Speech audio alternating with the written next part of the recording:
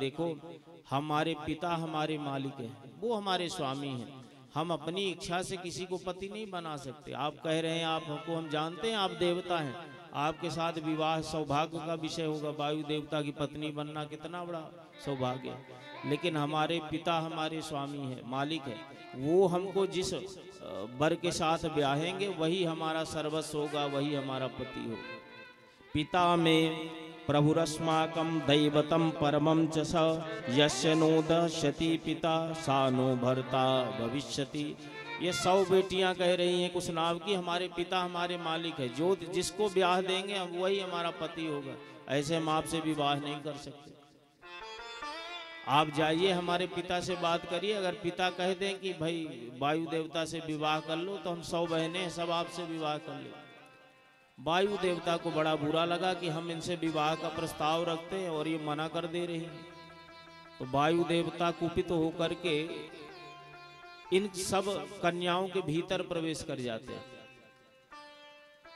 वायु भीतर प्रवेश करके 100 की 100 कन्याओं के जितने अंग है सबको विकृत बना देते, टेढ़ा कर देते, हर जगह से हाथ टेढ़ा, पांव टेढ़ा, मुंह टेढ़ा, ऊपर निकल जाती कमर, सबको विकृत स्वरूप वाला बना दिया। 100 की 100 कन्याएं बड़ी दुखी हुई, घर आई उपवन से और दुखी थी, रो रही थी। पिता कुशनाभ पहुंचे, बेटियों की अवस्था देखी, पूछा, सारा वृत्तांत अक्षरशः कन्याओं ने बता दिया। महाराज हम उपवन में विचरण कर रहे थे, वायु देवता हमसे जबरदस्ती करना चाहते थे तो हमने उसका विरोध किया।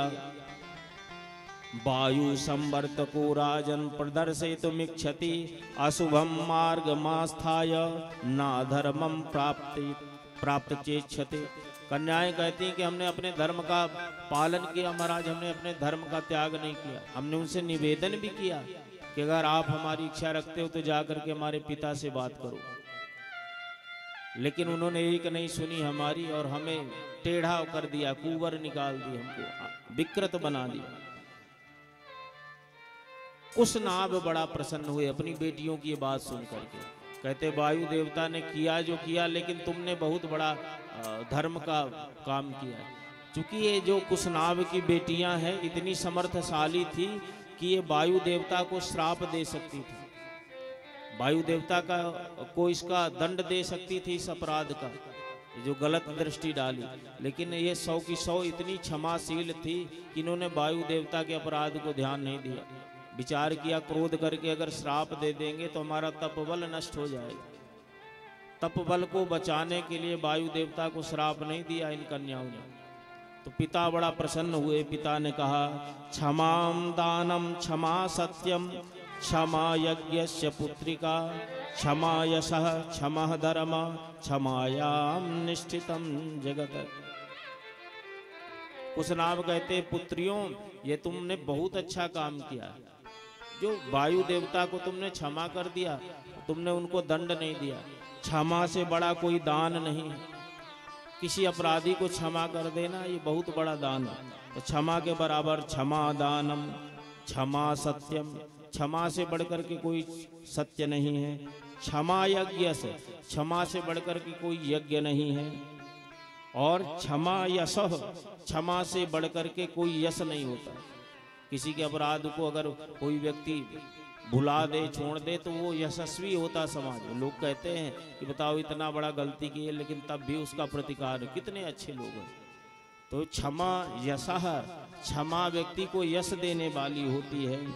क्षमा धर्म, क्षमा से बड़ा कोई धर्म नहीं होता है। तो तुमने क्षमा जीवन में धारण की है, इसलिए तुम सब की सब बड़ी श्रेष्ठ।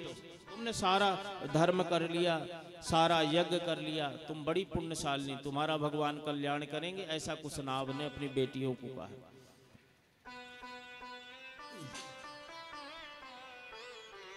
उसी समय एक महात्मा हुए, वाल्मीकि जी कहते हैं उन महात्मा का नाम था चूली। चूली नाम के महात्मा उसी काल में हुए हैं। ये महात्मा बड़े तपस्वी थे और ये चूली महात्मा की सेवा करने के लिए स्वर्गलोक से अप्सरा आई हुई थी, जो महात्मा की बड़ी निष्ठा से, बड़े मनोयोग से सेवा किया करती थी। इस अप्सरा का नाम था सोमदा। सोमदा नाम की अप्सरा है, बड़ी महात्मा चूली की सेवा करती है। लक्ष्म्या समुदितो ब्रह्मा ब्रह्मभूतो महात्मना ब्रह्मेण तपसा युक्तम पुत्रमिच्छामि धार्मिका। बहुत काल तक सेवा की तो एक दिन चूली महात्मा बड़ा प्रसन्न हुए और सोमदा नाम की अप्सरा से कहते हैं कि हम तुम्हारी सेवा से बड़ा प्रसन्न हैं। सोमदा तुम हमसे वरदान मांगो, क्या चाहिए तुमको? तो अप्सरा ने निवेदन किया, महाराज हम ऐसी हैं कि केवल नाचने गामने के काम आती, ना तो हम किसी की पत्नी बन सकती, किसी से विवाह नहीं कर सकती, किसी की माँ नहीं बन सकती हैं। जब विवाह नहीं होगा तो किसी की माँ कैसे बने? हमारा समाज में कोई बहुत ज़्यादा सम्मान नहीं है, सुंदरता जरूर है हमारे पास लेकिन सम्मान नहीं है। क्या चाहती हो? बोले महाराज हम एक श्रेष्ठ पुत्र चाहते हैं। लक्ष्म्या समुदितो ब्रह्मा ब्रह्मभूतो महातपा ब्रह्मेण तपसा युक्तम पुत्रमिच्छामि धार्मिकम। सब प्रकार के लक्षणों से सुसंपन्न हो और ब्रह्मभूतो महातपा, ब्रह्म तेज से समन्वित हो, महातेज हो जिसके भीतर, ऐसे तपस्या साधना से युक्त। जैसे आप महाराज जी बड़े तपस्वी हैं, आप बड़े श्रेष्ठ भगवान के भक्त साधना में रत रहते हैं भगवान, उसी प्रकार से हम आप ही के समान तेजस्वी एक पुत्र चाहते हैं। कृपा करके आप हमें पुत्र प्रदान करिए। आपत्तिश्यामि भद्रम ते भार्या चास्मि कस्यचित् ब्राह्मणोपगतायाश्च दातुमर्हसि मे सुतम्। जब ऐसा निवेदन किया तो उस अप्सरा को दिव्य वरदान दिया मुनि ने, चूली ने स्पर्श किया और इनको, इस अप्सरा को दिव्य पुत्र की प्राप्ति हुई। ब्रह्म बल से युक्त इनका पुत्र है। पुत्र का नाम वाल्मीकि जी बताते हैं कि ब्रह्मदत्त, ब्रह्मदत्त नाम का पुत्र हुआ, ब्रह्म ज्ञान से संपन्न है। और इसने कामपील नाम की नगरी बसाई, कामपीलपुरी, उसका निर्माण किया है।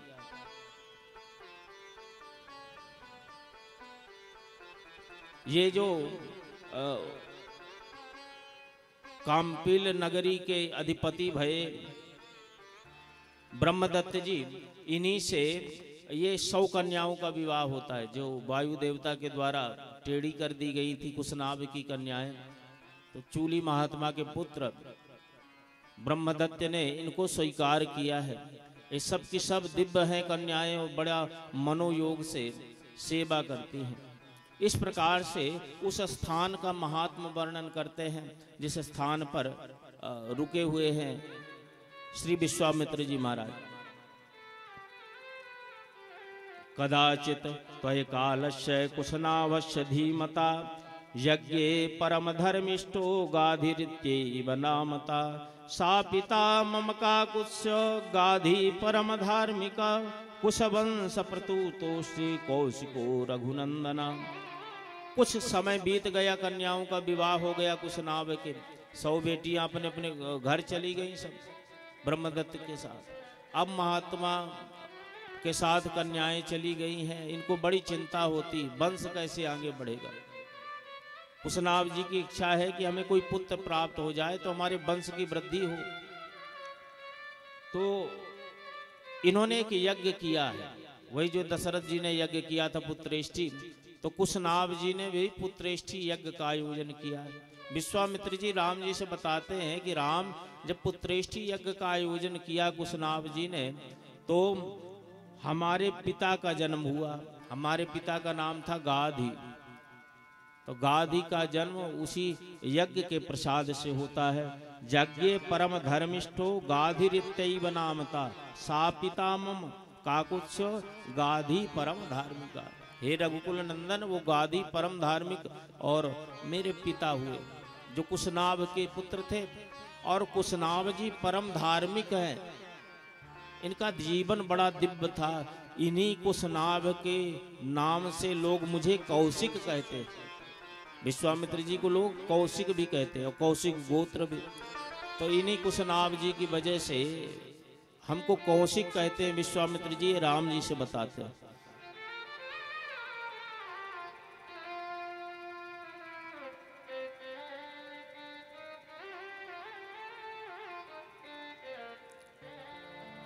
सशरीरे गतः स्वर्ग भर्तर मनुवर्तनी कौशिकी परमो द्वारा प्रवत्ता चान महानदी। विश्वामित्र जी कहते हैं मैं उन्हीं दिव्य गाधी का पुत्र हूं। मेरी एक बहन भी थी। विश्वामित्र जी ने बताया मुझसे अवस्था में बड़ी थी। मेरी बहन का नाम था सत्यवती, जो ऋचिक नाम के महात्मा को ब्याही गई थी। ऋचिक हमारे बहनोई हुए और ये दोनों बड़े तपस्वी थे, परम धार्मिक थे। सशरीरा गतः स्वर्ग भर्तार मनुवर्तनी। विश्वामित्र जी कहते इतनी दिव्य पतिव्रत धर्म का पालन करने वाली हमारी बहन सत्यवती थी कि सशरीर ऋचिक महात्मा के साथ ये स्वर्ग में जाकर के निवास करती है और कुछ काल के बाद वहां निवास करके एक नदी के रूप से ये स्वर्ग से प्रवाहित होकर के धरती में आ जाती। कौशिकी परमो द्वारा प्रवत्ता च महानदी। कौशिकी नाम की महानदी बन करके ये धरती में आकर के फिर से धरती को पवित्र करती है। तो कौशिकी नामक नदी भी है। विश्वामित्र जी बताते हैं कि ये हिमालय से कौशिकी नामक नदी निकलती है। ये कौशिकी नदी कोई और नहीं, मेरी बहन सत्यवती ही नदी के रूप से है।